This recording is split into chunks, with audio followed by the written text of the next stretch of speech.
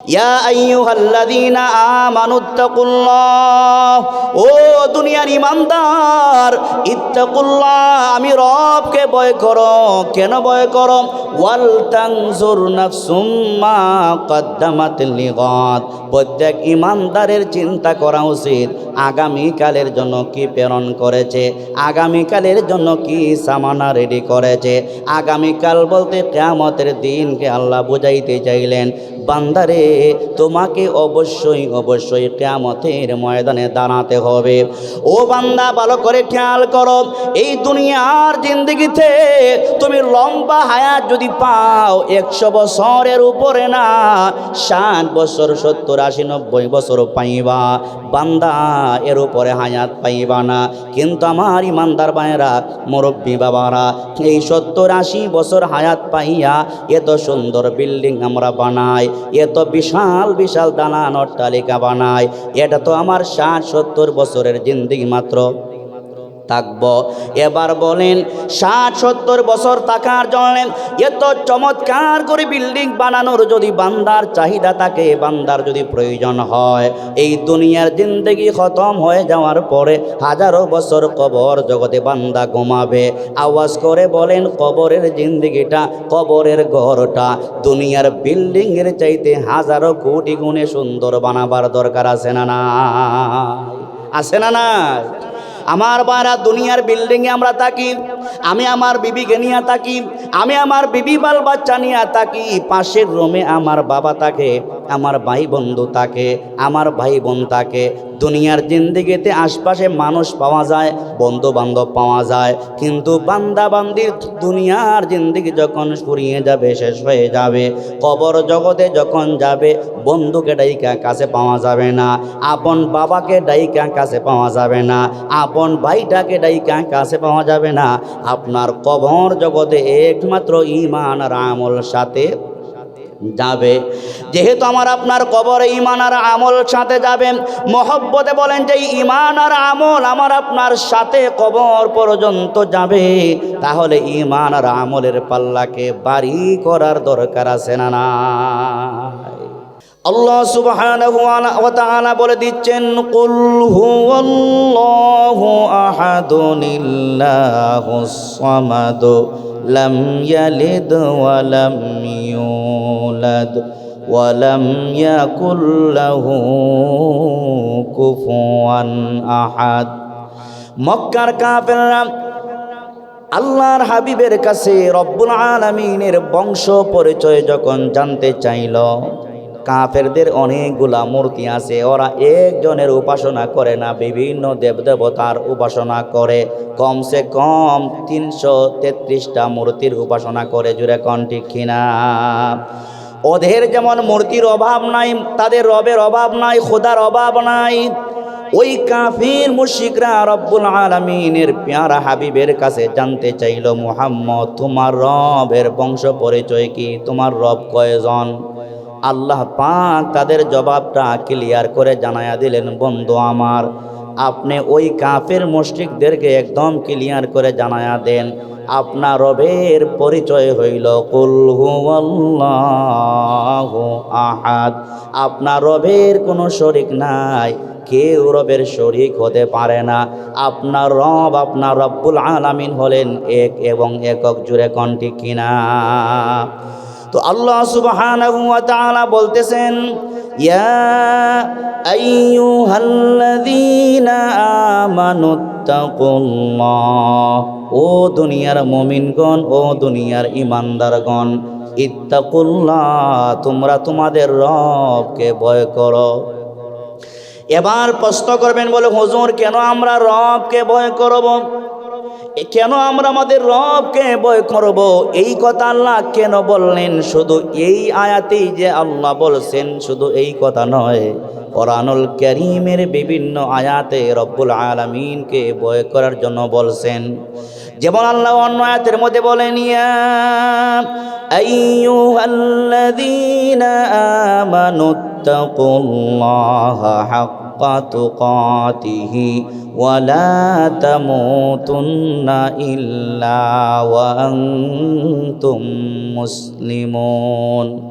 আবার অন্য আয়াতের মধ্যে আরো সুন্দর করে বলেন, ইয়া আইয়ুহাল্লাযীনা আমানুত্তাকুল্লাহা ওয়াল তানজুর নাফসুম মা কদ্দামাত লিগাদ। আল্লাহ তাআলা বলেন, বান্দারে শোনো, ও দুনিয়ার ইমানদারগণ শোনো, তোমরা তোমাদের রবকে ভয় করো। কেন রবকে ভয় করবা?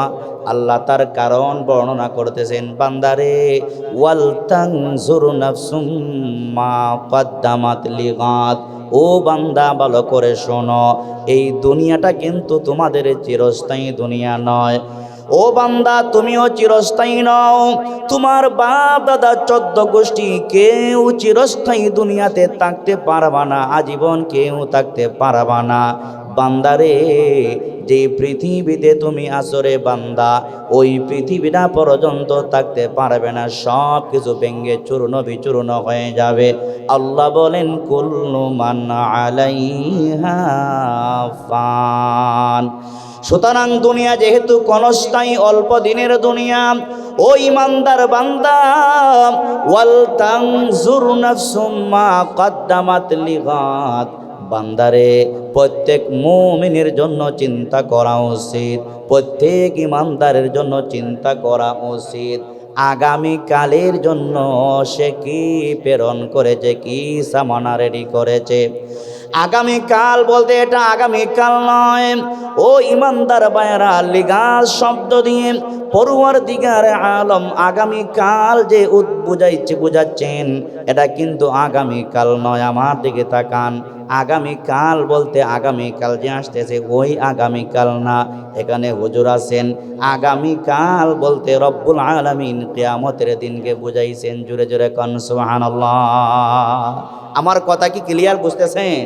আল্লাহ পাক এই আয়াতের মধ্যে যে লিগাজ শব্দ ব্যবহার করেছেন, এর মানে হলো আগামীকালের জন্যে প্রত্যেক মুমিনের চিন্তা করা উচিত সে আগামীকালের জন্যে কি প্রেরণ করেছে, কি রেডি করেছে। আমার ভাইয়েরা, আমরা যখন মার্কেটে যাই বা লন্ডন আমেরিকায় যায় অল্প দিন থাকার জন্যে, এই বাংলাদেশ থেকে মানুষ যখন সফরে যায়, লন্ডন বলেন যে কোনো রাষ্ট্রে আপনি যান, যাওয়ার আগে যতদিন থাকবেন, আওয়াজ করে বলেন, যতদিন আপনি ওই দেশে থাকবেন, থাকতে হলে আমার আপনার প্রত্যেকেই সাথে করে কিছু সামানাপত্র নিয়ে যায় কি যাই না? জোরে বলে, নিয়ে যায় কি যাই না? যেই দেশে শীত বেশি ওই দেশে শীতের জামা কাপড় নিয়ে যায়, যেন আমি যতদিন থাকি ওই দিনটাতে যেন কিছু আরামের সাথে থাকতে পারি। আওয়াজ করে বলেন, সাথে নিয়ে যায় কি যায় না? প্রত্যেকটা মানুষ সাথে নিয়ে যায়। এই যে আমরা কয়েকটা মিনিট এই জায়গায় বসবো, কয়েকটা ঘন্টা এই জায়গায় আমরা বসবো, অনেকেই তো আমরা শীতের জামা কাপড় সাথে নিয়ে আসছি। আল্লাহ তাআলা লিগা শব্দ দিয়ে কিয়ামতের দিনকে বুঝাইলেন। আল্লাহ পাক বুঝাইতে চান, বলতে চান, বান্দারে এই দুনিয়াটা হলো ক্ষণস্থায়ী দুনিয়া। বান্দা, তোমার ইন্তেকালের পরে কবর জগতে তোমাকে হাজারো বছর থাকতে হবে। ও বান্দা, কবর জগতে তোমাকে হাজারো বছর থাকতে হবে। ওই কবর জগৎটাই তোমার চূড়ান্ত ঠিকানা নয়, চূড়ান্ত ঘর নয়। আবার ওই কবর জগৎ থেকে তোমাকে ফাইনাল বিচারের জন্য রব্বে কারীমের দরবারে হাসরের ময়দানে দাঁড়ানো লাগবে কি লাগবে না? প্রত্যেকটা মানুষকে হাসরের ময়দানে দাঁড়ানো লাগবে। ওই দিনটাকে লক্ষ্য করে আল্লাহ বলেন, বান্দারে আমি রবকে ভয় করো। প্রত্যেক মুমিনের জন্য চিন্তা করা উচিত সে কিয়ামতের দিনের জন্য কি প্রেরণ করেছে, কি সামানা রেডি করেছে। আমার ভাইয়েরা প্রশ্ন করবেন, কিয়ামতের দিনকে যদি আল্লাহ বুঝাইতে চান তাহলে আল্লাহ আগামীকাল কেন বললেন? মুফাসসিরিনে কেরাম যেই কয়েকটা কারণ উল্লেখ করেছেন, এর মধ্যে সবচাইতে গ্রহণযোগ্য সুন্দর উদাহরণ হলো আগামীকাল বলতে আল্লাহ কিয়ামতের দিনকে বুঝায়া বলতেছেন, বান্দারে আজকের পরে আগামীকাল আসাটা বলুন তো নিশ্চিত না অনিশ্চিত?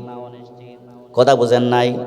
আজকের পরে আল্লাহ যে কিয়ামতের দিনকে আগামীকাল উদাহরণ দিলেন, কেন দিলেন বলুন তো দেখি? আজকের পরে আগামীকাল আসাটা নিশ্চিত না অনিশ্চিত? এত আসতে বললেন, আওয়াজ করে বলেন, আজকের পরে আগামীকাল আসাটা নিশ্চিত না অনিশ্চিত? নিশ্চিত। আজকের পরে আগামীকাল আসাটা নিশ্চিত। হয়তো আমি হবিগঞ্জের হুজুর নাও থাকতে পারি, আপনারা কেউ নাও থাকতে পারেন, হায়াত শেষ হলে চলে যেতে হবে। কিন্তু আজকের পরে আগামীকাল আসবে যে বিন্দু মাত্র সন্দেহ নাই। তো আল্লাহ তাআলা আগামীকালের সাথে সম্পৃক্ত করে এই জন্য বললেন, আজকের পরে আগামীকাল আসা যেমন সুনিশ্চিত, ও বান্দা ঠিক তেমনি ভাবে দুনিয়া যে কিয়ামত হবে এটাও বিন্দু মাত্র সন্দেহ নাই, এটাও নিশ্চিত। জুড়ে কোন ঠিক কিনা? 2 নাম্বার কারণ হলো আমার ভাইয়েরা, আল্লাহ তাআলা বুঝাইতে চান, বান্দা শোনো, আজকের পরে আগামীকাল আসা যেমন বেশি দূরে নয়, আজকের পরে আগামীকাল আসা যেমন বেশি দূরে নয়, বান্দারে দুনিয়া কেমন যে হবে এটাও কিন্তু বেশি দূরে নয়। সুতরাং বান্দা অল্প দিনের দুনিয়ার লোভে পইরা, অল্প হায়াত পাইয়া আমি রব্বুল আলামিনকে তুমি ভুলে যাইবা না, আমি রাসূলের আমার হাবিবের তরিকা তুমি ভুলে যাইবা না। তোমাকে অবশ্যই অবশ্যই কবর জগতের সামানা রেডি করে কবরে যাওয়া লাগবে, এবং ওই কবর থেকে যাতে করে ফাইনাল বিচারের দিনে তোমার আমল নামাটা বাড়ি হয়, জান্নাতে যেতে যাইতে পারো, নেকির পাল্লাটা যেন বাড়ি হয়, ওই কাজগুলা দুনিয়াতে করে যাওয়ার দরকার আছে না নাই? কিয়ামতের ময়দানে রবের দরবারে আমাকে দাঁড়াতে হবে, হাজারো বছর আমাকে কবরে ঘুমাতে হবে, আমার কবর জগৎটা যেন শান্তির ঘর হয়, জান্নাতের বাগান হয়, আর ওই জান্নাতের বাগান থেকে ফাইনাল বিচারের দিন যেদিন আমি সুম্মা ইলাইহি তুরজাউন রব্বুল আলামিনের সামনে আমাকে দাঁড়াতে হবে, যেদিন মা তার সন্তানকে পরিচয় দিবে না, বন্ধু তার বন্ধুকে পরিচয় দিবে না, এক কথায় কেউ কাউকে পরিচয় দিতে সেদিন ভয় পাবে। এটা কি মোল্লার কথা না রবের কথা? যেই দিনের কথা রব্বুল আলামিন বলতেছেন, ওই দিনকে তুমি ভয় করো, মানে কিয়ামতের দিনকে ভয় করো। কেন আল্লাহ বললেন, ও বান্দা কিয়ামতের দিনে কেউ তোমাকে পরিচয় দিতে সাহস করবে না। আল্লাহ কোরআনে বলেন, ইয়াউমা ইয়াফিরুল মারউ মিন আখিহি ওয়া উম্মিহি ওয়া আবিহি ওয়া সাহিবাতিহি ওয়া বানি লিকুল্লি ইমরিইম মিনহুম ইয়াউমা ইযিন শাআনুন ইউগনি। ও ইমানদার বারা, কোরআনের আয়াতগুলো অনুধাবন করতে পারলে জীবনের পথে চলা সহজ হয়ে যায়। আল্লাহ তাআলা কেন বারবার বললেন, বান্দারে কিয়ামতের দিনকে তুমি ভয় করো রে বান্দা। ওই আয়াতের মধ্যে রব্বুল আলামিন বলেন কিয়ামতের দিনটা কেমন হবে, আল্লাহ একটু আমাদেরকে ইশারা দিয়ে বলতেছেন, ইয়াউমা ইয়াফিরুল মারউ মিন আখিহি ওয়া উম্মিহি ওয়া আবিহি ওয়া সাহিবাতিহি ওয়া বানি। ও সিলেটের ভাইয়েরা ভালো করে শুনেন, আল্লাহ পাক বলেন, বান্দা ওই দিন আপন ভাই তার ভাইকে পরিচয় দিতে চাইবে না, আপন মা তার কলিজার টুকরা সন্তানকে পরিচয় দিতে চাইবে না, বন্ধু তার বন্ধুকে পরিচয় দিতে চাইবে না, পিসাব মুরিদের দ্বারে কাছেও যাইবে না। নেতা যারা আছে দুনিয়াতে নেতাগিরি করে, কিন্তু কর্মীদেরকে কিয়ামতের ময়দানে সেদিন পরিচয় দিবে না। জোরে জোরে কোন ঠিক কিনা? কিন্তু দুনিয়ার জিন্দেগিতে আমরা নেতার জন্য পাগল, ঠিক নেই? দুনিয়ার জিন্দেগিতে আমরা নেতার জন্য পাগল। নেতার ছবি নিজের ছবির উপরে লটকায়া রাখে, নিজের বাবাকে নিজের বাবার ছবিকে সম্মান করে না, নিজের মাকে একদিন সম্মান করে না। ঠিকই ওই কর্মীরা নিজের নেতার ছবি মাথার উপরে টাঙায়া রাখে, যেই রুমে ঘুমায় ওই রুমের মধ্যে নেতার ছবি টাঙায়া রাখে। আল্লাহর কসম, ওই ছবিগুলা কিয়ামতের ময়দানে আপনার আমার জাহান্নামে যাওয়ার কারণ হতে পারে কি পারে না? আল্লাহ বলে, বান্দা শোনো, কোন নেতা সেদিন কাজে আসবে না। লক্ষ লক্ষ নবী রাসূল আল্লাহ পাক দুনিয়াতে প্রেরণ করেছিলেন, একজন নবী সেদিন সাহস করবে না। সব নবীরা পর্যন্ত রব্বি নাফসি রব্বি নাফসি করবে। একজন নবী আছেন, তিনি হলেন শফিউল মুজনবিন, রাহমাতুল লিল আলামিন, আমার আপনার নবী মুহাম্মদুর রাসূলুল্লাহ সাল্লাল্লাহু আলাইহি ওয়াসাল্লাম। উনি একমাত্র বলতে পারবেন, ইয়া রব্বি উম্মতি, পরওয়ারদিগার আমার উম্মতকে বাঁচাও, আমার উম্মতকে বাঁচাও। বাকি সকল মানুষ ধনী গরিব নেতাকে তার সকলে মিলেও এই কথা বলার সাহস পাবে না। সবাই শুধু রাব্বি নাফসি করবে, রাব্বি নাফসি করবে। জুড়ে জুড়ে কোন ঠিক কিনা? ওই দিনটাকে আল্লাহ বলেন, বান্দা শোনো, ইয়া আইয়ুহাল্লাযীনা আমানুত্তাকুল্লাহ, ও দুনিয়ার ইমানদার, ইত্তাকুল্লাহ, আমি রবকে ভয় করো। কেন ভয় করো? ওয়াল তানজুর নাফসুম মা কদ্দামাত লিগাদ, প্রত্যেক ইমানদারের চিন্তা করা উচিত আগামীকালের জন্য কি প্রেরণ করেছে, আগামীকালের জন্য কি সামানা রেডি করেছে। আগামীকাল বলতে কিয়ামতের দিনকে আল্লাহ বুঝাইতে চাইলেন, বান্দারে তোমাকে অবশ্যই অবশ্যই কিয়ামতের ময়দানে দাঁড়াতে হবে।